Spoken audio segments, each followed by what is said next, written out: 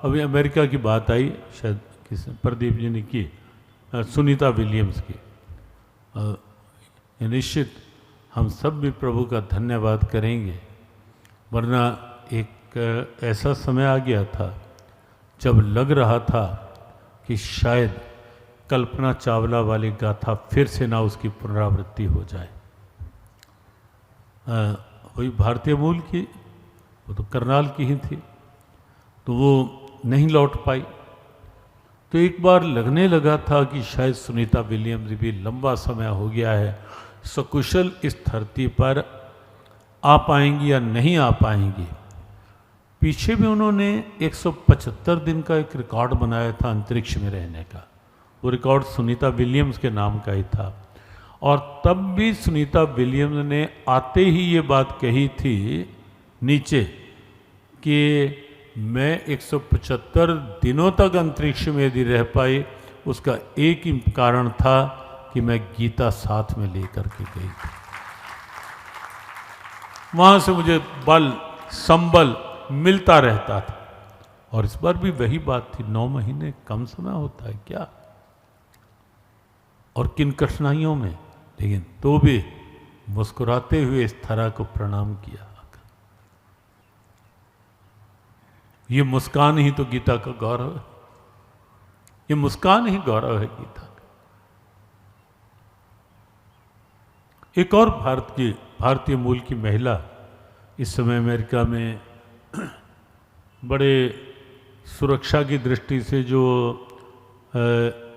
एक highest designation होता है देश का, NSA जैसे अपने यहाँ अजीत डोभाल है, वहाँ अमेरिका में भी निश्चित हुई नई सरकार में तुलसी गबार्ड।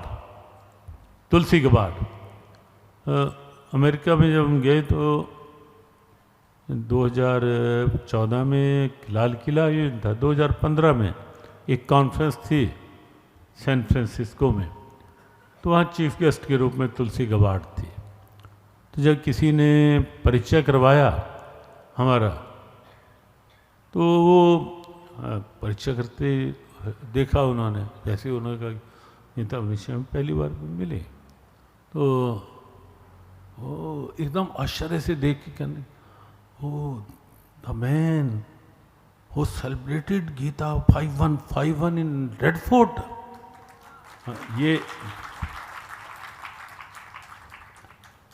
ये उसके तुलसी गबार्ड के उस समय 2015 में शब्द थे। तो अभी वो जब भारत आई कि और आते ही जब उसकी इंटरव्यू हुई तो उसने एक बात कही है कि मैं इस पद पर भी यदि हूँ, मेरे सामने चुनौतियाँ भी उसने कहा बहुत आई, और बहुत अच्छे ऊंचे अवसर भी बहुत आए जीवन में, लेकिन हर चुनौती और हर अच्छे अवसर दोनों को ही मैं केवल भगवद गीता का प्रसाद मानती हूँ। अमेरिका में वो पहली भारतीय मूल की महिला थी जिसने लगभग 2010 के आसपास जो फर्स्ट कांग्रेस वुमेन सांसद को बोलते हैं वहाँ बनी, तो उसने भगवद गीता पे शब्द ली थी वहाँ, तब उस समय तुलसी गबार्ड।